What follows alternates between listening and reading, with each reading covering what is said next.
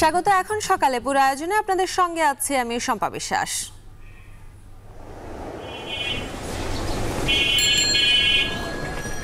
শহরের ভিতরে নদীর ভাঙল, চিপের রাস্তা, ভ্যানে যাওয়া লাগে।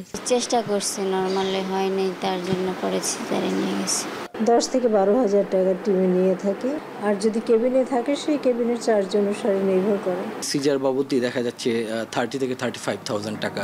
সহজে আপনার সেবা নিতে আসে না, এমন একদম লাস্ট পর্যায়ে দেখা যায় ধাপে খুব খারাপ অবস্থা করে ফেলছে। দুর্গম অঞ্চলে সিজারিয়ান সেকশন কেন হচ্ছে না সেটা আমাকে খোঁজ নিয়ে দেখতে হবে। প্রাইভেট সেক্টরে বেশি হচ্ছে, সেটার উত্তর গাইনোকোলজিক্যাল সোসাইটির সভাপতি যে ওনারাই দিতে পারবে।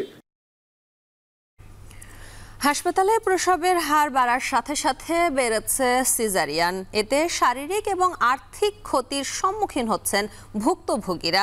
বিষয়টি দেখেও কেউই যেন দেখছেন না। 15 থেকে 20,000 টাকার সিজারিয়ানের খরচ কোথাও কোথাও লাখ টাকা ছাড়িয়ে গেছে। এখন সকালে এ নিয়ে রয়েছে বিস্তারিত। প্রতিদিন যদি এরকম ছবি রিলিজ হয় রেগুলার এসেই দেখা যাবে। বিদেশ থেকে মুভি নকল করে বানাইতেছে, ওইগুলা মুভিতে আমরা বেশি ইন্টারেস্টেড না। দর্শকের অনেক চাপের কারণে আজকে থেকে আবার 14টা করে শো চলছে। আমি বিশ্বাস করি তুফানের জোয়ারের পর আরো 10 থেকে 20টা মাল্টিপ্লেক্স তৈরি হবে। এবার ঈদে মুক্তি পাওয়া 5 সিনেমার মধ্যে একা তুফানি দাপিয়ে বেড়াচ্ছে পুরো ব্যবসা খাত, এবং ব্যবসার সফলতায় এর ধারে কাছেও নেই কোনো সিনেমা। এর মধ্যে 2.5 দিনে প্রায় 1.25 কোটি টাকা আয় করেছে তুফান। এ নিয়েও এখন সকালে থাকছে বিস্তারিত। তবে শুরুতেই সিজারিয়ানের খরচ প্রসঙ্গ।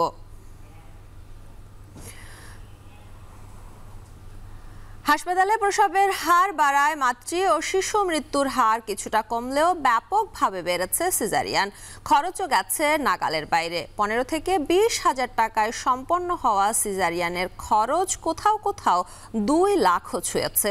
অপ্রয়োজনীয় সিজারিয়ান মায়ের শারীরিক ও আর্থিক ক্ষতি বাড়ালেও এর দায় নিচ্ছেন না কেউ। 11 বছরে সিজারিয়ানের হার দ্বিগুণ হয়ে 45% ঠেকেছে, যার 84% বেসরকারিতে। বিশেষজ্ঞদের সংখ্যা শিগগিরই 90% ছাড়াবে। বরিশাল থেকে ফিরদাউস সোহাগ এবং বান্দরবান থেকে রিজভি রাহাতকে সঙ্গে নিয়ে মুজাহিদ শুভর প্রতিবেদন।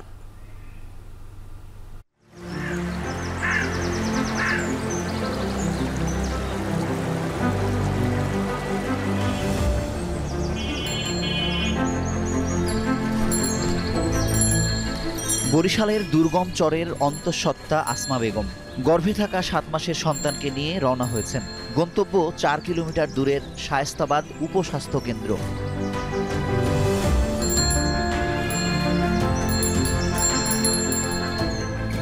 গ্রামের এবড়ো থেবড়ো পথ পাড়ি দিয়ে চিকিৎসকের শরণাপন্ন হতেই হয় চরাঞ্চলের মায়েদের। কিন্তু একবার ভাবুন, প্রসব ব্যথা ওঠার অনির্ধারিত সময়ে এই পথে মাকে দূরের হাসপাতালে নেওয়া কতটা বিপজ্জনক। বাসায় থাকি, শহরের ভিতরে নদীর ভাঙল, চিপের রাস্তা, ভ্যানে যাওয়া লাগে। চলাচল রাস্তা ভালো না যাওয়ার জন্য। আমি তারপর হাঁটতে যাই, কিন্তু রাস্তাটা ভালো থাকলে তাহলে আর সমস্যা হইতে না। এদিকে বরিশাল শহরে রয়েছে স্বাভাবিক ও অস্ত্রোপচারের মাধ্যমে প্রসবের ভালো সুযোগ। এজন্য রোগীর স্বজনদের গুনতে হচ্ছে 30 থেকে 35,000 টাকা। যদিও চিকিৎসকদের দাবি সিজারিয়ানে খরচ হচ্ছে 20 থেকে 25,000 টাকা। 10 থেকে 12,000 টাকা টিমে নিয়ে থাকে। মেডিসিনের খরচ যেরকম হয় সবাইরই মোটামুটি একই রকম হয়, যদি কোনো জটিলতা না থাকে। যদি নর্মাল বেডে থাকে 20-এর ভিতরে হয়ে যায়, আর যদি কেবিনে থাকে সেই কেবিনের চার্জ অনুসারে নির্ভর করে। পুরো জার্নিটাতে আমার এখন পর্যন্ত অলমোস্ট 1 লাখ টাকার মতো চলে গিয়েছে। সেখানে আপনার এই সিজার বাবদই দেখা যাচ্ছে 30 থেকে 35,000 টাকা।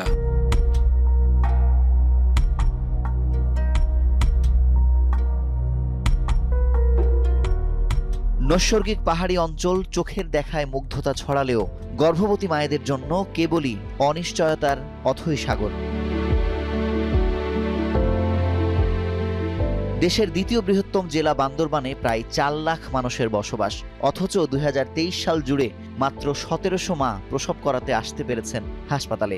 এদের মধ্যে সিজারিয়ানে যেতে হয়েছে মাত্র 315 জনকে। বাকিরা কোথায় কিভাবে প্রসব করিয়েছেন তার সুনির্দিষ্ট হিসাব নেই। তবে বিভিন্ন তথ্য বলছে দুর্গম এলাকার মায়েদের নাগালে স্বাভাবিক প্রসবের সুযোগটিও না থাকায় কবিরাজি ও বনেজি চিকিৎসার উপরেই নির্ভর করেন তারা। এলাকা থেকে আমরা নৌকা রাত্রেবেলা নৌকা করে রিজার্ভ করে চলে আসছে, দুর্গম এলাকা থেকে কষ্ট করে এগুলো চেক আপে আসতে হবে, অথবা এটাই যে একটা গর্ভকালীন যে একটা সংকটের সময় সেটাই হয়তো বা জানেন। বান্দরবানে কেবল সদর হাসপাতালেই রয়েছে সিজারিয়ানের সুযোগ। পাহাড়ি এলাকায় আইসিইউ বা এনআইসিইউ না থাকায় শেষ সময়ে আসা গর্ভবতী মায়েদের পাঠাতে হয় চট্টগ্রাম হাসপাতালে, যেটি ওই সময় ভুক্তভোগীদের জন্য শারীরিক, মানসিক ও আর্থিক যন্ত্রণা টেনে আনে। যারা দুর্গম এলাকা থেকে আসে ওরা কিন্তু সহজে আপনার সেবা নিতে আসে না, এমন একদম লাস্ট পর্যায়ে দেখা যায় ধাপসি খুব খারাপ অবস্থা করে ফেলছে, বাচ্চার হাত বের হয়ে গেছে, পা বের হয়ে গেছে। রোগীদের সামর্থ্য না থাকায় এখানে বেসরকারি পর্যায়েও ভালো মানের সিজারিয়ানের সুযোগ সৃষ্টি হয়নি। দুটি বেসরকারি হাসপাতালে 1 বছরে স্বাভাবিক প্রসব হয়েছে প্রায় 200টি, আর সিজারিয়ান হয়েছে 100-এর কাছাকাছি। তবে এখানেও সিজারিয়ানে এক একজন মায়ের খরচ হয়েছে 30 থেকে 35 হাজার টাকা। রোগীদের সামর্থ্য না থাকায় এখানে বেসরকারি পর্যায়েও ভালো মানের সিজারিয়ানের সুযোগ সৃষ্টি হয়নি। দুটি বেসরকারি হাসপাতালে 1 বছরে স্বাভাবিক প্রসব হয়েছে 200টি, আর সিজারিয়ান শতাধিক, এবং সিজারিয়ানে এক একজনের মায়ের খরচ হয়েছে 30 থেকে 35 হাজার টাকা।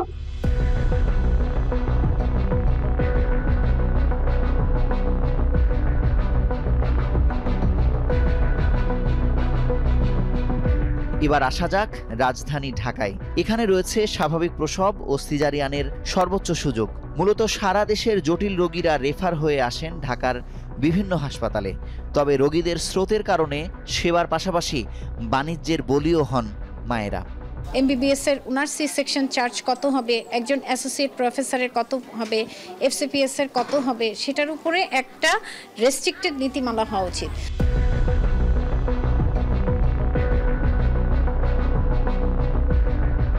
রাজধানীর হাতে গোনা কয়েকটি হাসপাতালে রোগীরা সন্তুষ্ট চিত্তে প্রসব করাতে পারেন।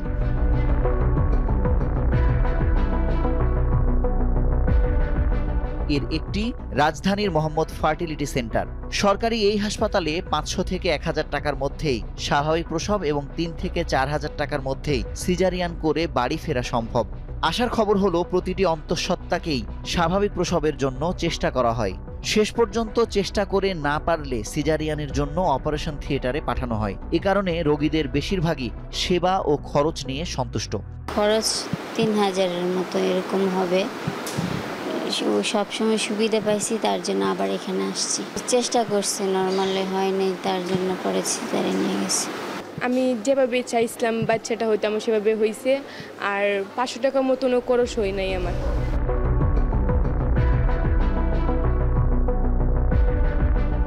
তবে এই সেবাটি ধরে রাখতে হাসপাতালের চিকিৎসক, নার্স, মিডওয়াইফদের নিয়মিত নিবিড় প্রশিক্ষণের মধ্যে দিয়ে যেতে হয়। বেশ কয়েক বছরের চেষ্টায় একটি মানসম্পন্ন টিম গড়ে ওঠায় রোগীদের জায়গা দেয়া কঠিন হয়ে পড়ছে এই হাসপাতালে। একাডেমিক সেশনে আমরা যদি কোনো পেশেন্ট নর্মাল ডেলিভারি চাইলো কিংবা তার সিজার হলো, কেন সিজার হলো, আমরা এখানে আমরা আর কিছু আমাদের কোনো কিছু ভুল ছিল কিনা, আমরা আরও কিছু করতে পারতাম কিনা, এগুলো নিয়ে কিন্তু রেগুলার আমাদের ডিসকাশন হচ্ছে এবং আমরা ওখান থেকে আবার নিজেরা শিক্ষা নিই।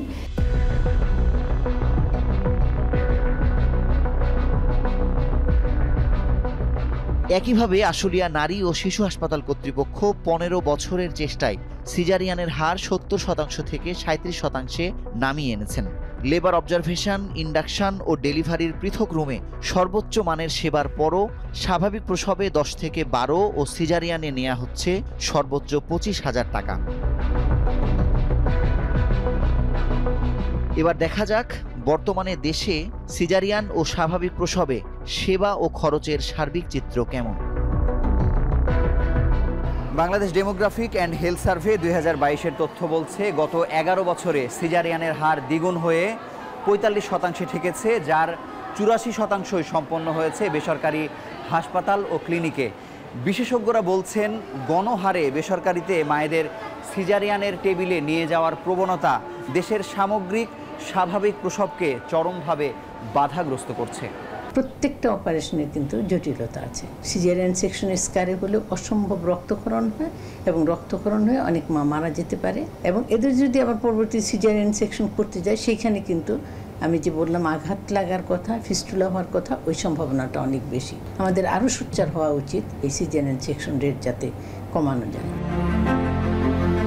তবে দেশের ইতিহাসে সিজারিয়ানের মাত্রা সর্বোচ্চ হওয়ার দায় গাইনি পেশাজীবীদের সংগঠন ওজিএসবির ওপর চাপালেন স্বাস্থ্যমন্ত্রী। দুর্গম অঞ্চলে সিজারিয়ান সেকশন কেন হচ্ছে না সেটা আমাকে খোঁজ নিয়ে দেখতে হবে। যেটা আপনি বললেন প্রাইভেট সেক্টরে বেশি হচ্ছে, সেটার উত্তর গাইনোকোলজিক্যাল সোসাইটির সভাপতি যে ওনারাই দিতে পারবে কেন এটা বেশি হচ্ছে।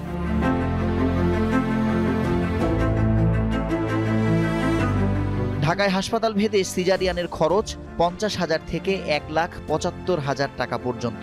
যদিও অধিকাংশ মানুষের পছন্দ কেবিনে থেকে 90 থেকে 1 লাখের মধ্যে সিজারিয়ানের পর্ব শেষ করা।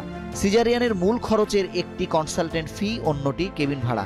হাসপাতাল কর্তৃপক্ষের দাবি কনসালটেন্টরা তাদের চার্জ বেশি রাখায় কমছে না সিজারিয়ানের খরচ, যদিও উল্টো বক্তব্য সার্জনদের। নিম্নতম 30,000 টাকায় আমাদের এখানে একজন সার্জন নিয়ে থাকেন, আর উপরে যিনি অনেক রেনাউন্ড, অনেক পুরাতন, তিনি 60,000 টাকা মতো নিচ্ছেন। সার্জনগণ যদি আসলে টাকাটা কমিয়ে নেন তাহলে একটা রোগীর অবশ্যই সেখানে তার চার্জ কম আসবে। হাসপাতালের এডমিশন চার্জ, বেড চার্জ, খাওয়ার চার্জ, ডায়েটিশিয়ানের চার্জ, ওটির চার্জ, ওটির মেডিসিনের চার্জ, ইনস্ট্রুমেন্টের চার্জ, সুচার মেটেরিয়াল চার্জ, বিভিন্ন ধরনের চার্জ। হাসপাতালের প্রত্যেকটা জিনিসের বিল কিন্তু বেড়েই চলছে। এটার জন্য কিন্তু কোনো হাসপাতালের জবাবদিহিতা নেই।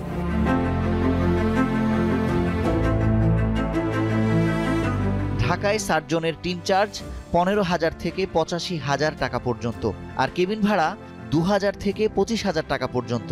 বিশেষজ্ঞদের দাবি ঢাকা শহরে একটি মানসম্পন্ন সিজারিয়ানের জন্য সর্বোচ্চ 60,000 টাকার বেশি খরচ হওয়া উচিত নয়। আমার মনে হয় যে সবচেয়ে উচ্চ, যে একেবারে উচ্চবিত্ত হসপিটাল, উচ্চবিত্ত সার্জনরা যদি করেন তাহলেও এটি খুব বেশি হলে একেবারে 50 থেকে 60,000 টাকার উপরে হওয়া উচিত না। যোগ্যতা অনুযায়ী কোন কনসালটেন্টের ফি কত হবে বা কোন হাসপাতালের ফি কেমন হবে সেটি নির্ধারণ করেন স্বয়ং কনসালটেন্ট বা সেই হাসপাতাল। এমনকি কোন হাসপাতাল কোন গ্রেডের সেটিও নির্ধারণ করা হয়নি আজও। সরকার বেঁধে দিলে পারে তখন ঢাকা শহরে 12,000 আর 1,80,000 সিজারের গল্প উঠবে না, ফিক্সড হয়ে যাবে। সরকার সেটা করে না। এখন সরকারের যে সমস্ত অঙ্গ প্রতিষ্ঠানে এই দায়িত্বটি রয়েছে তারা কেন করে না সেটাও আমরা জানি।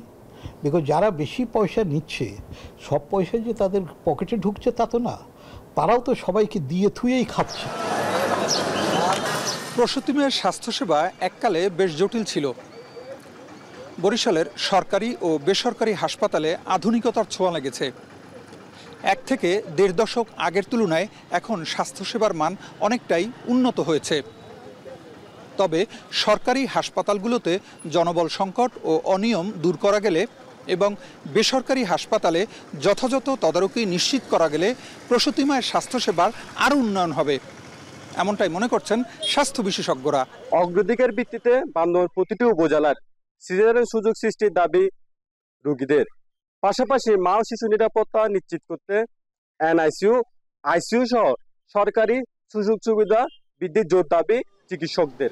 সিজারিয়ানের হার এবং খরচ দুটি নাগালের মধ্যে আনতে সরকার বরাবরের মতো ব্যর্থ হলে বাংলাদেশের নারীরা অব্যাহতভাবে শারীরিক ক্ষতি ও আর্থিক চাপের মধ্যে পড়বে বলে আশঙ্কা বিশেষজ্ঞদের। ঈদ এলেই সিনেমা মুক্তির হিড়িক পরে দেশের হলগুলোতে দর্শকরাও ছুটে আসেন প্রেক্ষাগৃহে।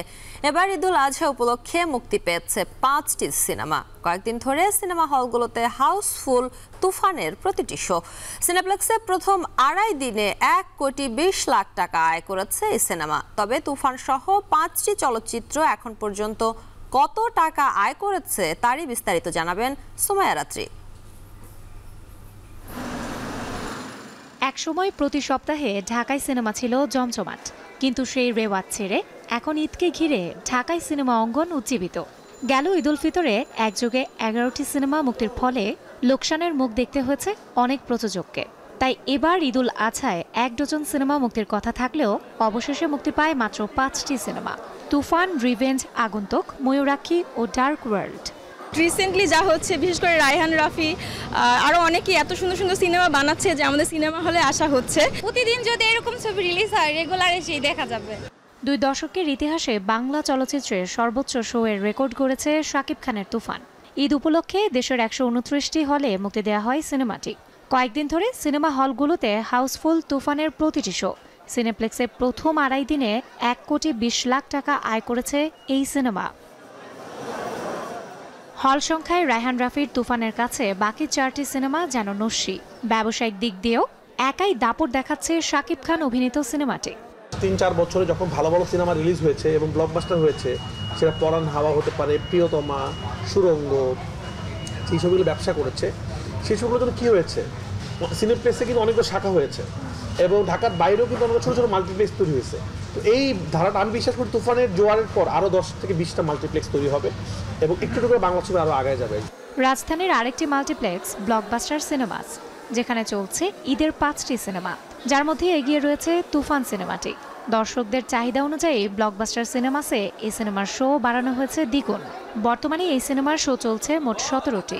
এমনকি ব্যবসায়িক দিক থেকে তুফান রয়েছে সবচেয়ে এগিয়ে।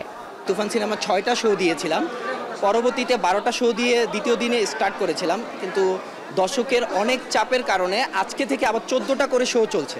আশা করি সামনে আরও আমরা শো বাড়াতে হবে। এদিকে এমডি ইকবালের রিভেঞ্জ, মোস্তাফিজুর রহমান মানিকের ডার্ক ওয়ার্ল্ড, রাশিদ পলাশের ময়ূরাক্ষী ও সুমন ধরের আগন্তুক এখন পর্যন্ত আশানুরূপ সাড়া জাগাতে পারেনি। তুফানের তাণ্ডবে ঝরে গেছে রিভেঞ্জ, কিন্তু কি এর কারণ? সমস্ত সাংবাদিকরা আমাকে দেখাইতেছে যে ইকবাল ভাই আপনার ছবি তো রানিং চলতেছে, কিন্তু এখানে লেখা আছে কামিং সুন, মানে আপনার ছবি আসতেছে। অতএব তো এটা বোঝা যায় তো এই কামিং সুন দেখে অনেক দর্শকরা চলে গেছে এই 2-3 দিন। আমরা যারা প্রডিউসার বা আমরা যারা ডিরেক্টর যারা দেয় তারা তো একটা হিসেবে জিম্মি। এদিকে ভালো সিনেমার গল্প না পাওয়ার অভিযোগ দিয়েছেন দর্শকরা। গল্প নির্ভরও না, মেকিংও ভালো না। সরি রুড, বাট এটাই ট্রুথ। আসলে বিদেশ থেকে মুভি নকল করে বানাইতেছে, ওইগুলা মুভিতে আমরা বেশি ইন্টারেস্টেড না। অন্যদিকে লায়ন সিনেমাসেও তুফানের তাণ্ডব। শো চলছে 12টি। প্রিয়তমার রেকর্ড অতিক্রম করার কথা জানান লায়ন সিনেমাসের হল মালিক। এছাড়া রিভেঞ্জ ও আগন্তুকের জন্য রাখা হয়েছিল 3টি শো। তবে 5 দিনে 100-র বেশি টিকিট বিক্রি হয়নি বলে জানিয়েছেন লায়ন সিনেমাসের হল মালিক। ডিস্ট্রিবিউটর পাবে 7 লক্ষ টাকার মতো, অলরেডি শেয়ার মানি হয়ে গেছে। তো আমি আশা করি যে এই ছবিটা যদি এভাবেই চলতে থাকে, মাইট বি প্রিয়তমাকেও ক্রস করবে। ঈদে মুক্তিপ্রাপ্ত ডার্ক ওয়ার্ল্ড চলছে 12টি সিনেমা হলে। সিনেমার বাজেট ছিল 3 কোটি টাকারও বেশি। তবে ঈদে মুক্তির পর সিনেমাটি আয় করেছে কত? স্টার সিনেপ্লেক্স থেকে নামিয়ে দেওয়া হয়েছে, ওখানে 3 লাখ টাকা সেল হয়েছে। আর জোন ব্লকস্টার তো চলতে আছে, এরকমই 5-6 লাখ হবে। আর বাকি হলগুলো তো সিঙ্গেল স্ক্রিন, তো ওগুলো তো হিসাব বললাম না, নামাবার পরে হিসাব হবে ওটা। বিনোদনের অন্যতম মাধ্যম সিনেমা, আর এই সিনেমা একটা সময় কতটা জনপ্রিয় ছিল তারই অনন্য উদাহরণ বেদের মেয়ে জ্যোৎস্না। 20 লাখ টাকা বাজেটের সিনেমা সে সময় আয় করেছিল 20 কোটি টাকা। তবে বর্তমানে মানসম্মত সিনেমা না থাকায় হলমুখী হতে পারছে না দর্শক। চলচ্চিত্র সংশ্লিষ্টরা বলছেন, দর্শককে হলে ফিরিয়ে আনতে বিশ্বের সাথে তাল মিলিয়ে তৈরি করতে হবে মানসম্মত চলচ্চিত্র। তাহলেই ব্যবসায়িক সাফল্যের পাশাপাশি ফিরে আনা সম্ভব চলচ্চিত্রের সেই স্বর্ণযুগকে। সুমাইয়া রাত্রি, এখন, ঢাকা। সিলেটে সকাল থেকে ফের গুড়ি গুড়ি বৃষ্টি শুরু হওয়ায় শঙ্কায় নগরবাসী। তবে নদ নদী অনেকটাই বিপদ সীমার নিচে। পানি কমায় সচল হচ্ছে যোগাযোগ ব্যবস্থা। সুনামগঞ্জে বন্যা পরিস্থিতি উন্নতি হওয়ায় ঘরে ফিরেছেন অনেকেই। এ বিষয়ে সিলেট নগরীর চাঁদনীঘাট থেকে যুক্ত হচ্ছেন রাকিবুল রাফি এবং সুনামগঞ্জ থেকে যুক্ত হচ্ছেন সহকর্মী লিপসন আহমেদ। শুরুতে যাচ্ছি রাফির কাছে। রাফি, জানতে চাই যে সকাল থেকে গুড়ি গুড়ি বৃষ্টি হচ্ছে, এ বিষয়ে আবহাওয়া অফিস কি বলছে এবং এই বৃষ্টি দীর্ঘায়িত হতে পারে কিনা?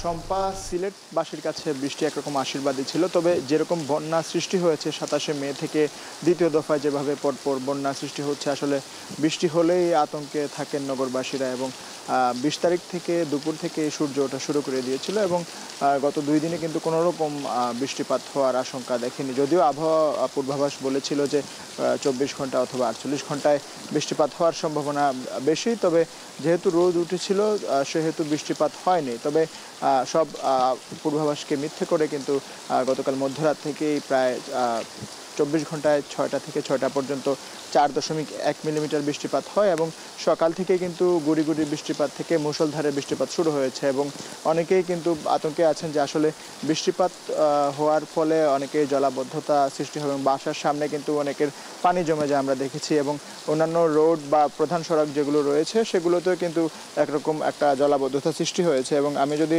আরও জানাই যে এখন পর্যন্ত বন্যা আক্রান্তের সংখ্যা প্রায় 8.5 লাখের মতো দাঁড়িয়েছে, অর্থাৎ গত 2 দিনে অনেকটাই কমে গিয়েছে, প্রায় 2 লাখের মতো কমে গিয়েছে। এবং একই সাথে সাথে আশ্রয় কেন্দ্রে আশ্রিতদের সংখ্যা অনেকটা কমে এসেছে। গতকালকে যেটা আপনাদেরকে তথ্য দিয়েছিলাম যে গতকালকে 22,215 জন ছিল এবং আজকে পর্যন্ত জেলা প্রশাসনের সর্বশেষ তথ্য মতে 19,000-এ গিয়ে এই সংখ্যাটি ঠেকেছে। এবং একই সাথে সাথে আমি যদি নদ নদীর অবস্থাগুলো জানাই, যে নদ নদীতে এই যে আপনারা দেখতে পাচ্ছেন এই সুরমা নদীর সিলেট পয়েন্টে এখন পর্যন্ত বিপদসীমার নিচে রয়েছে এবং একই সাথে সাথে কুশিয়ার আর শেওলা পয়েন্টেও কিন্তু বিপদসীমার নিচে রয়েছে।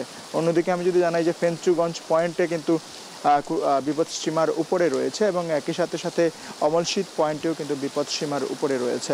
এবং যেভাবে আসলে বৃষ্টিপাত এখন পর্যন্ত অব্যাহত আছে, আসলে আবহাওয়া অধিদপ্তর এবং পানি উন্নয়ন বোর্ড কিন্তু বলেই দিয়েছিল যে যদি বৃষ্টিপাত ভারী হয় এবং ভারী বৃষ্টিপাত হয় এবং উজানে যদি বৃষ্টিপাত কমও হয়, তারপরেও কিন্তু নগরবাসী একরকম জলাবদ্ধতার শিকার হবে। এবং একই সাথে সাথে এই বৃষ্টিপাত অব্যাহত থাকলে একরকম বলা চলে যে আসলে নগরবাসী থেকে একরকম আতঙ্কে থাকবেন এবং একই সাথে সাথে বন্যা পরিস্থিতিও কিন্তু কিছুটা ঝুঁকির দিকে এগিয়ে চলবে। তো আমার কাছে এই ছিল সিলেটের বন্যা পরিস্থিতি সর্বশেষ খবরাখবর। এখন চলে যাব সুনামগঞ্জের লিপসন আহমেদের কাছে। লিপসন আহমেদ, জানাবেন যে বন্যা পরিস্থিতি উন্নতি হলেও এখন পর্যন্ত কি অবস্থা বিরাজ করছে সুনামগঞ্জে? রাফি, আসলে আমরা যদি বলি যে সুনামগঞ্জের যে বন্যা পরিস্থিতি সৃষ্টি হয়েছিল সেটা কিন্তু আসলে ইতিমধ্যে উন্নতির দিকে গেছে। বিশেষ করে যে নদীর পানিগুলো আসলে বিপদসীমার উপরে ছিল সেগুলো আসলে বিপদসীমার নিচ দিয়ে প্রবাহিত হচ্ছে। সেই সাথে ডলের পানিতে যে সড়ক যোগাযোগ কিন্তু আমরা বলেছিলাম বিচ্ছিন্ন হয়ে পড়েছিল, ফলে কিন্তু ইতিমধ্যে কিন্তু আমরা দেখেছি যে তাহিরপুর উপজেলা কিন্তু সুনামগঞ্জ সদরের সাথে সরাসরি সড়ক পথে যোগাযোগ সচল হয়েছে। পাশাপাশি দরাবাজারের যে 5টি ইউনিয়ন যোগাযোগ বিচ্ছিন্ন ছিল দরাবাজার উপজেলার সাথে, সেটা কিন্তু সচল হচ্ছে। সেই সাথে আমরা যদি আসলে 7 উপজেলার সাথে বিচ্ছিন্ন ছিল সেটিও সচল হয়েছে। অর্থাৎ পানি যেহেতু কমে গেছে সেই ক্ষেত্রে কিন্তু আসলে যোগাযোগ ব্যবস্থা ইতিমধ্যে সচল হয়েছে। পাশাপাশি আমরা যদি মানুষের জন্য এখন নতুন দুর্ভোগ হয়ে দাঁড়িয়েছে কিংবা দুশ্চিন্তার যে বিষয়টি হচ্ছে তারা পানি যেহেতু বসতিটা থেকে নেমে গেছে, সেই ক্ষেত্রে আসলে তারা এখন আশ্রয়কেন্দ্র থেকে কিন্তু আমরা দেখেছি গতকাল থেকে আজ পর্যন্ত কিন্তু প্রায় আশ্রয়কেন্দ্রে আশ্রয় নিয়েছিলেন 20,000-এর উপরে মানুষ। এখন কিন্তু সেটা প্রায় 15,000 এসেছে। সেই ক্ষেত্রে কিন্তু আশ্রয়কেন্দ্র থেকে আসলে বানবাসী মানুষরা প্রায় তাদের আপন ঘরে অর্থাৎ নিজ যে ভবনে ফিরছেন, তবে সেখানে ফিরে আসলে তারা নতুন যে দুশ্চিন্তা পড়েছেন, যেহেতু তাদের বসতিটা ঢলের থ্রুতে কিন্তু আসলে ভেঙে গেছে। পাশাপাশি তারা যেটি বলছেন যে তাদের যে আসবাবপত্র রয়েছে সেটি আসলে প্রায় ভাসিয়ে নিয়ে গেছে এই বানের জলে।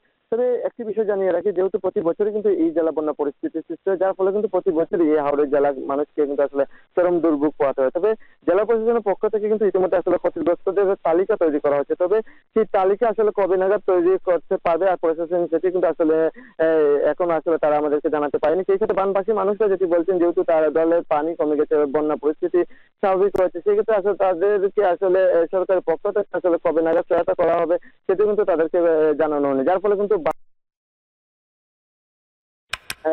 এখন আসলে বসবাস করছেন। পাশাপাশি আরেকটা বিষয় জানা হয়েছে, পানি উন্নয়ন বোর্ড যেটি বলছে যে ইতিমধ্যে আসলে সুনামগঞ্জে বন্যার কোনো সংখ্যা নেই। সেই সাথে ভারতের যে চেরাপুঞ্জি রয়েছে সেখানেও কিন্তু আসলে বৃষ্টিপাতের পরিমাণ খুবই কম, যার ফলে আসলে এই জেলা আসলে আপাতত আসলে বন্যার ঝুঁকি মুক্ত রয়েছে। সম্পা। সুনামগঞ্জে বন্যা পরিস্থিতির উন্নতি হচ্ছে সেই খবর জানাচ্ছিলেন সহকর্মী লিপসন আহমেদ এবং পাশাপাশি সিলেটে বন্যা পরিস্থিতির উন্নতি হলেও সকাল থেকে সেখানে গুড়ি গুড়ি বৃষ্টি শুরু হয়েছে সেই খবর জানাচ্ছিলেন সহকর্মী রাকিবুল রাফি। এদিকে যাত্রী চাহিদার কথা বিবেচনা করে চট্টগ্রাম কক্সবাজার চট্টগ্রাম রুটে চলাচলরত কক্সবাজার স্পেশাল ট্রেনের সময় আরও 1 মাস বাড়ানো হয়েছে। বেড়েছে বগি ও সিট সংখ্যা। এ বিষয়ে বিস্তারিত জানাতে চট্টগ্রাম রেলওয়ে স্টেশন থেকে যুক্ত হচ্ছেন সহকর্মী কাজী মাহফুজ। মাহফুজ, জানাবেন এই স্পেশাল ট্রেনের সময় বাড়ানোর কারণে কি বলছেন যাত্রীরা, তাদের প্রতিক্রিয়া কি?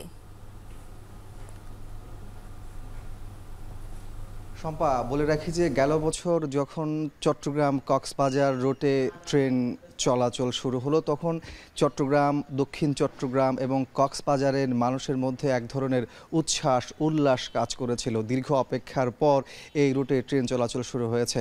কিন্তু ট্রেন চলাচল শুরুর পর যখন দেখা গেল ঢাকা থেকে কক্সবাজার পর্যন্ত ট্রেন চলছে কিন্তু চট্টগ্রাম থেকে কক্সবাজার পর্যন্ত ডেডিকেটেড কোনো ট্রেন চলছে না, তখন তারা যতটা উচ্ছ্বসিত হয়েছিল ততটাই কিন্তু আবার হতাশ হয়েছিল। এর প্রেক্ষিতে আমরা দেখেছি চলতে বছরের রমজানের ঈদ কেন্দ্রিক চট্টগ্রাম থেকে কক্সবাজার পর্যন্ত বিশেষ ট্রেন চালু করা হলো এবং এই এলাকার মানুষগুলো তাদের গন্তব্যে ট্রেনে করে যেতে পেরে অনেক বেশি খুশি হয়েছিল। আমরা দেখেছি যে টানা 52 দিন এই ট্রেন চলেছিল। পরবর্তীতে 29 মে লোকবল সংকট এবং বগি সংকট দেখিয়ে ট্রেনটি বন্ধ করে দেওয়া হয়।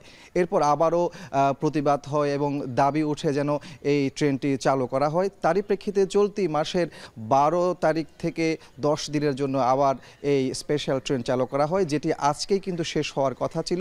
এর মধ্যেই কিন্তু আমরা দেখেছি গতকালকে যারা এই ট্রেনের যাত্রী হয়ে দক্ষিণ চট্টগ্রাম, পটিয়া, সাতকানিয়া, লোহাগাড়া, চকরিয়া কিংবা কক্সবাজার যায় তারা আন্দোলন করেছে, সংবাদ সম্মেলন করেছে। সংবাদ সম্মেলন করে তারা দাবি করেছে যেন এই স্পেশাল ট্রেনটি স্থায়ী করা হয়। তারই প্রেক্ষিতে আমরা দেখেছি গতকাল রেল ভবন থেকে একটি চিঠি এসেছে এবং সেই চিঠিতে বলা হয়েছে এই স্পেশাল ট্রেন আগামী আরও 1 মাস সময় বাড়ানো হয়েছে, অর্থাৎ আগামী 24 জুলাই পর্যন্ত এই ট্রেন চলবে। একই সাথে বগির সংখ্যাও বাড়ানো হয়েছে এবং যাত্রীর যে সিট সেই সিট সংখ্যা আমরা দেখেছি 743-এ উন্নীত করা হয়েছে। এর প্রেক্ষিতে আজকে সকাল 7টায় এই ট্রেনটি যখন ছেড়ে যাচ্ছিল তখন আমরা যাত্রীদের সাথে কথা বলেছি। তারা বেশ উচ্ছ্বাস প্রকাশ করে তারা অনেক খুশি হয়েছে যে অল্প সময়ে এই ট্রেনে করে তারা তাদের গন্তব্যে যেতে পারছে। একই সাথে তারা আরও একটি দাবি তুলেছে, সেটি হচ্ছে এই ট্রেনটি যেন স্থায়ী করা হয়। স্থায়ী করার জন্য তারা দীর্ঘদিন ধরে দাবি তুলে আসছিল। বলে রাখি যে এই বাংলাদেশ রেল নিয়ে যে একটা প্রচলিত প্রবাদ আছে সেটি হলো আয় থেকে ব্যয় বেশি, এবং গেল অর্থ বছরে আমরা দেখেছি 2400 কোটি টাকা লোকসান করেছে এই খাত। সেই জায়গাতে বলা হচ্ছে চট্টগ্রাম কক্সবাজার রুটের এই স্পেশাল ট্রেন কিন্তু লাভের মুখ দেখিয়েছে। আমরা দেখেছি মাত্র 62 দিনে এই স্পেশাল ট্রেন যাত্রী পরিবহন করেছে 70,811 জন এবং সেইখান থেকে আয় হয়েছে 1,33,00,000 টাকা। সেই জায়গাতে যেহেতু একটি সম্ভাবনা তৈরি করেছে এবং এখানকার এই জনপদের মানুষগুলো এই ট্রেনে করে যাতায়াতের মধ্য দিয়ে উপকৃত হচ্ছে, সেটি যেন চালু থাকে, স্থায়ী হয়, এমন দাবি তুলেছেন এখানকার যাত্রীরা। শম্পা, চট্টগ্রাম থেকে আমাদের সঙ্গে যুক্ত ছিলেন সহকর্মী কাজী মাহফুজ।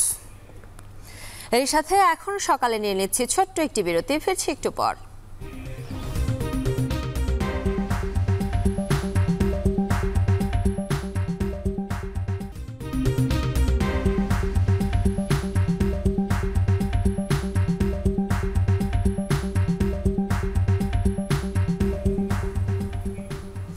বিরতির পর ফিরে এলাম। আপনারা দেখছেন এখন সকাল।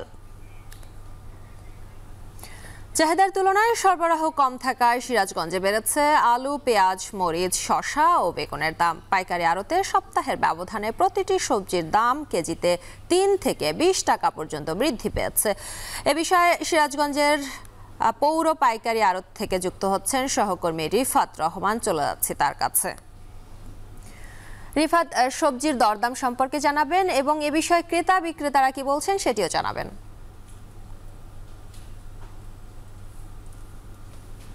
শম্পা, আমি যে আড়তটিতে রয়েছি এটি সিরাজগঞ্জ শহরের অন্যতম বৃহৎ একটি পাইকারি আড়ত। এই আড়তে পেঁয়াজ, মরিচ, আদা, রসুন সহ সব ধরনের সবজি কিন্তু পাইকারি দরে বিক্রি হয়ে থাকে।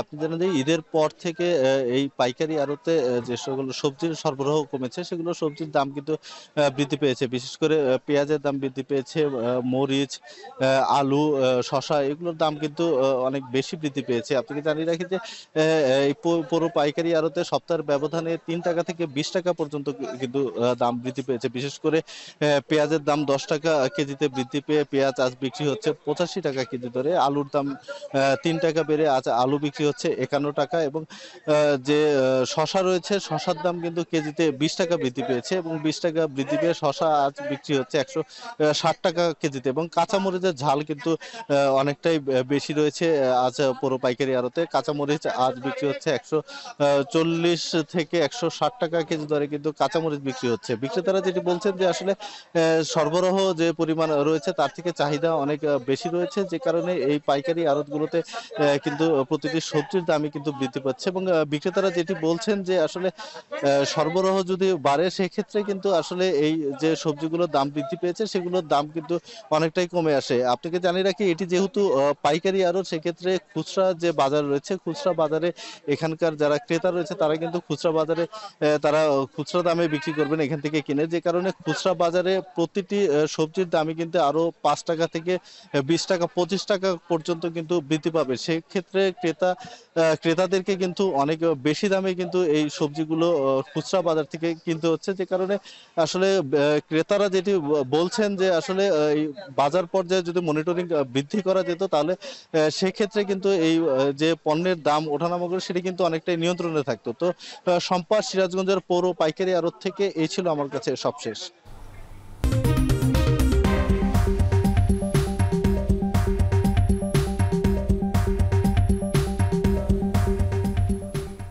বিরতির পর ফিরে এলাম, আপনারা দেখছেন এখন সকাল। দেশের বাইরের প্রসঙ্গ, বাংলাদেশ থেকে যুক্তরাজ্যে পড়তে যাওয়া শিক্ষার্থীদের সংখ্যা বাড়লেও শিক্ষার্থী ভিসায় পড়তে গিয়ে অনেকেই আবেদন করছেন অ্যাসাইলামের জন্য। অন্তত 6টি বিশ্ববিদ্যালয়ের বাংলাদেশি শিক্ষার্থীদের বেশিরভাগই আশ্রয়ের জন্য আবেদন করাচ্ছেন। এ অবস্থার পরিবর্তন না হলে ঝুঁকিতে পড়তে পারেন ব্রিটেনে উচ্চশিক্ষা গ্রহণে ইচ্ছুক প্রকৃত বাংলাদেশিরা। লন্ডন থেকে নাইম হাসানের প্রতিবেদনে বিস্তারিত। বাংলাদেশ থেকে শিক্ষার্থী ভিসায় পড়তে এসে পড়াশোনায় নিয়মিত না হয়ে করছেন অ্যাসাইলাম আবেদন। এমন অভিযোগে সম্প্রতি আলোচনায় যুক্তরাজ্যের বেশ কিছু বিশ্ববিদ্যালয়ের নাম। কয়েকটি বিশ্ববিদ্যালয়ের বিরুদ্ধে অভিযোগ শিক্ষাদান বা গবেষণা নয়, বরং যুক্তরাজ্যে অভিবাসীদের প্রবেশদ্বার হিসাবে কাজ করছে প্রতিষ্ঠানগুলো। অ্যাসাইলামের জন্য সবচেয়ে বেশি সংখ্যক আবেদন জমা পড়েছে যেসব বিশ্ববিদ্যালয় থেকে সে তালিকায় অন্যতম পোর্টসমাউথ, হার্টফোর্ডশায়ার ও কভেন্ট্রি ইউনিভার্সিটি। এসব বিশ্ববিদ্যালয়ে অধ্যয়নরত বিদেশি শিক্ষার্থীদের 1/3 আশ্রয়ের জন্য আবেদন করেছেন, যাদের বেশিরভাগই বাংলাদেশি। যুক্তরাজ্যে পড়াশোনা করতে আসার আগে বসবাস ও টিউশন ফি সহ যাবতীয় খরচের বিষয়ে বিস্তারিত ও সঠিক তথ্য না জেনে এসে বিপাকে পড়ছেন অনেকে। মূলত সে কারণেই দেশ থেকে এসে যুক্তরাজ্যে স্থায়ী হতে অ্যাসাইলামের পথ বেছে নিচ্ছেন শিক্ষার্থীরা। এমন অবস্থা চলতে থাকলে ক্ষতির সম্মুখীন হবে বাংলাদেশের ভাবমূর্তি। একই সঙ্গে ঝুঁকিতে পড়বে নতুন শিক্ষার্থীদের পড়তে আসার সুযোগ। আইনজীবীদের মতে এই পরিস্থিতির জন্য দায়ী কিছু অসাধু student consultancy firm. Charity worker, ধর্মীয় প্রতিষ্ঠানে কর্মী নিয়োগ, ভিজিট ভিসা ইত্যাদি নানা মাধ্যমে বিলেতে আসা যায় এবং এই আসার পিছনে একটি চক্র, তারা অবৈধভাবে অর্থ হাতিয়ে নেওয়ার জন্য তারা কারসাজি করছে, যার সাথে বিশ্ববিদ্যালয়ের নাম এখন জড়িত হয়ে গেছে। 5টি বিশ্ববিদ্যালয় এবং একটি উচ্চশিক্ষা প্রতিষ্ঠানে 6000-এর বেশি ছাত্র এসেছেন, যারা এসে পড়াশোনা করেননি, সরাসরি অ্যাসাইলাম আবেদন করেছেন, টিউশন ফি দেননি। যুক্তরাজ্যে পড়াশোনা শেষে ভালো চাকরি পেয়ে স্থায়ী হওয়ার পাশাপাশি নতুনদের জন্য সুযোগ রয়েছে বলে মনে করেন এখানে পড়তে এসে স্পন্সরশিপ চাকরি পেয়ে স্থায়ী হওয়া শিক্ষার্থীরা। তাদের মতে দেশ থেকে আসার আগে বিশ্ববিদ্যালয় সম্পর্কে সঠিক তথ্য যাচাই বাছাই করা জরুরি, তাহলেই চাকরির বাজারে ভবিষ্যতে ভালো করতে পারবেন শিক্ষার্থীরা। আমি একটা স্পন্সরশিপ জব পেয়েছি। বর্তমানে আমি স্কিল ওয়ার্কার রুটে আছি। আশা করি যারা আপনারা আসবেন, আপনারা যদি প্রপারভাবে স্টাডি কমপ্লিট করেন, আপনার ডিগ্রি কমপ্লিট করেন এবং প্রপার স্কিল আপনারা গেইন করতে পারেন, অবশ্যই আপনাদের জন্য সুবর্ণ সুযোগ রয়েছে ইউকের জব মার্কেটে সেটেল হওয়ার জন্য। যারা বাংলাদেশ থেকে সামনে স্টুডেন্ট ভিসাতে ইউকেতে আসবেন, আসার আগে অ্যাটলিস্ট ইউনিভার্সিটির জব মার্কেটে তাদের ডিমান্ড কেমন বা পজিশন কেমন এইটা অবশ্যই দেখে আসা উচিত। কারণ পড়াশোনা শেষে অবশ্যই আপনাকে এখানে একটা ভালো চাকরির জন্যই তো আসবেন। তো এখানে ইউনিভার্সিটি আপনি চুজ করার সময় একটু ভালো র্যাঙ্কিং বা ভালো কোয়ালিটির ইউনিভার্সিটিতে যদি আসেন, সেই ক্ষেত্রে আপনার জব মার্কেটে আপনার পড়াশোনা শেষে এমপ্লয়াবিলিটি রেটটা একটু বেশি থাকে। সম্প্রতি যুক্তরাজ্যে অ্যাজাইলামের আবেদন খারিজ হওয়া প্রায় 10,000 বাংলাদেশিকে দেশে ফেরত পাঠানোর উদ্যোগ নেয় ব্রিটিশ সরকার। এ নিয়ে বাংলাদেশ সরকারের সাথে একটি ফাস্ট ট্র্যাক রিটার্নস চুক্তিও স্বাক্ষর করে দেশটি। এর আগে গেল বছর প্রায় 11,000 Bangladeshi student work permit, visit visa সহ বিভিন্ন ভিসায় যুক্তরাজ্যে এসে স্থায়ী বসবাসের উদ্দেশ্যে অ্যাজাইলামের আবেদন করেন।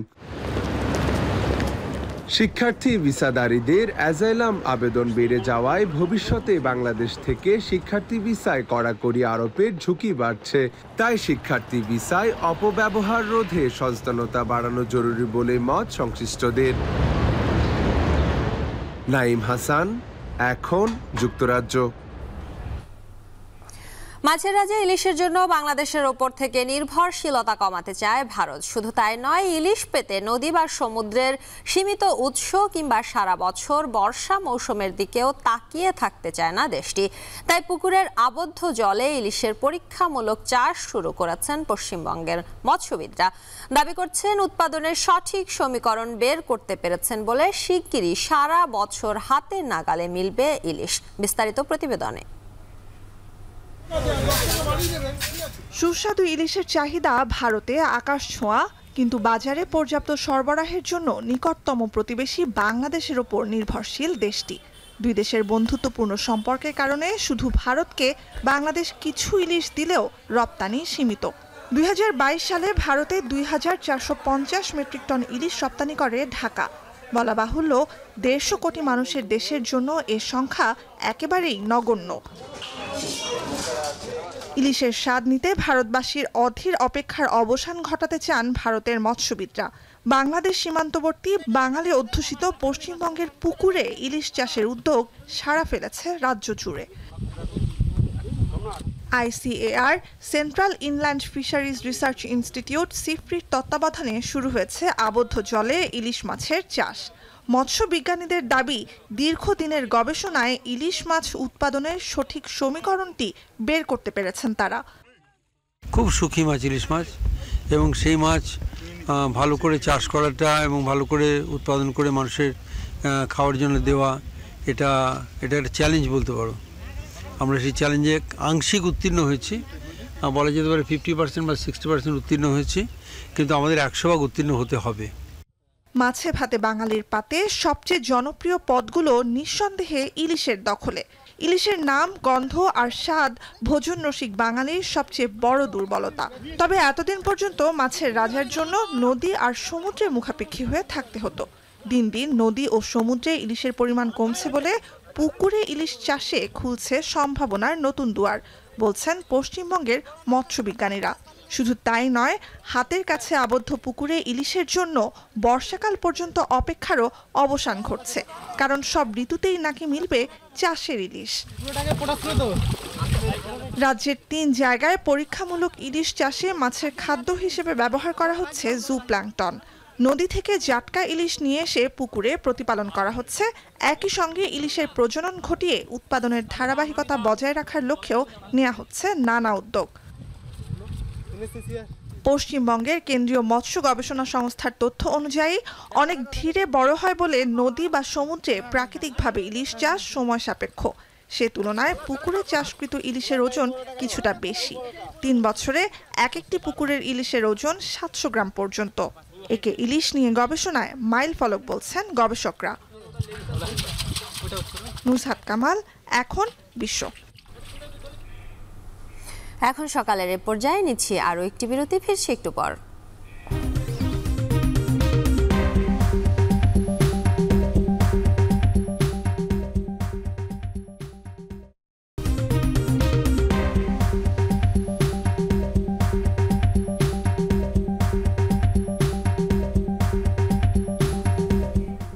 বিরতির পর ফিরে এলাম, আপনারা দেখছেন এখন সকাল। ইসরায়েলি আগ্রাসনে গাজার শিশুদেরও যেমন প্রাণ যাচ্ছে, তেমনি শিক্ষা থেকে বঞ্চিত হয়ে পড়ছে অনেক শিশু। এর মধ্যে 110টি স্কুল ও বিশ্ববিদ্যালয় সম্পূর্ণ ধ্বংস হয়ে গেছে বলে জানিয়েছে ফিলিস্তিনের শিক্ষা মন্ত্রণালয়।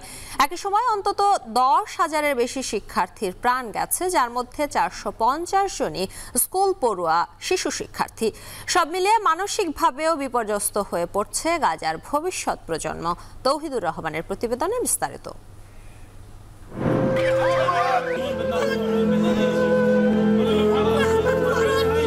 8 মাসের বেশি সময় ধরে এভাবেই গাজায় আগ্রাসন চালাচ্ছে ইসরায়েলি বাহিনী, যাদের বর্বরতায় 37,500-এর বেশি ফিলিস্তিনের প্রাণহানির খবর এলেও এর মধ্যে কত শত শিশু যে এতিম হয়েছে তার সঠিক হিসেব নেই।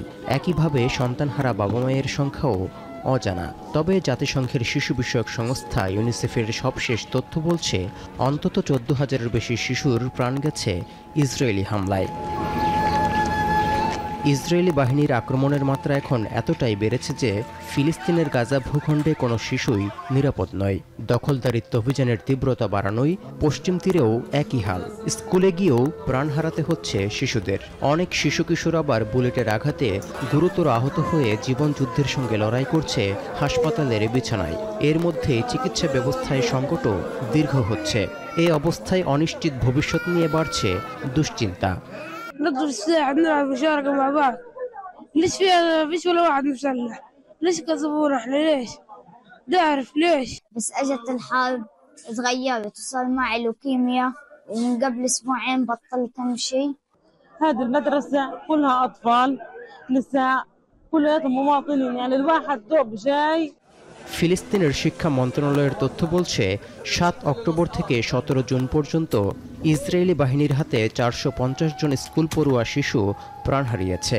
এর মধ্যে গাজায় 430 এবং পশ্চিম তীরে 20 জন, যারা সবাই হাই স্কুলে ভর্তির জন্য প্রস্তুত হচ্ছিল। এছাড়া একই সময় 110টি স্কুল ও বিশ্ববিদ্যালয় সম্পূর্ণ ধ্বংস হয়ে গেছে। এতে সব মিলিয়ে 10,000-এর বেশি শিক্ষার্থী প্রাণ হারিয়েছে। এমনকি গাজায় অন্তত 39,000 শিক্ষার্থী মাধ্যমিক পর্যায়ে শিক্ষা প্রতিষ্ঠানে ভর্তির জন্য পরীক্ষা দিতে পারেনি। গাজার শিশুরা যখন এমন মর্মান্তিক অভিজ্ঞতার মুখোমুখি, তখন গিটার হাতে ধ্বংসস্তূপের নগরীতে ঘুরে ঘুরে গান গাওয়ার মধ্য দিয়ে তাদের মনে সাহস জোগানোর চেষ্টা করছেন এক মেডিকেল শিক্ষার্থী, যিনি নিজেও পড়ালেখা চালিয়ে যেতে পারছেন না। প্রাণ বাঁচাতে এক শহর থেকে আরেক শহরে ছুটছেন প্রতিনিয়ত। আবেগী গানের সুরে বিশ্বের অন্যান্য দেশের মানুষের কাছে নিজেদের করুণ পরিস্থিতির কথা তুলে ধরতে চান তিনি, যাতে যুদ্ধ বন্ধে আসে স্থায়ী ও কার্যকর পদক্ষেপ। I lost all my memories, all my childhood toys in my home. So I came here without anything. We couldn't bring anything with us. So I borrowed my father's friend guitar to continue to deliver my message to the world. এদিকে ইসরায়েলের বিরুদ্ধে জাতিসংঘের আন্তর্জাতিক বিচার আদালতে গণহত্যার অভিযোগ রয়েছে, যার সবশেষ রায়ে তেল আবিবকে অবিলম্বে রাফা শহরে হামলা বন্ধ করার নির্দেশ দেওয়া হয়। যদিও কোনো কিছুরই তোয়াক্কা করছে না ইসরায়েল। তৌহিদুর রহমান, এখন বিশ্ব। এর সাথে শেষ করছি এখন সকাল। এখন টেলিভিশন ওয়েবসাইটে দেখতে ভিজিট করুন www.ekhon.tv। এছাড়া এখন টেলিভিশন ইউটিউবে দেখতে ভিজিট করুন youtube.com/c/ekhon tv। পাশাপাশি ফেসবুকে এখন টিভি দেখতে ভিজিট করুন facebook.com/tv.ekhon।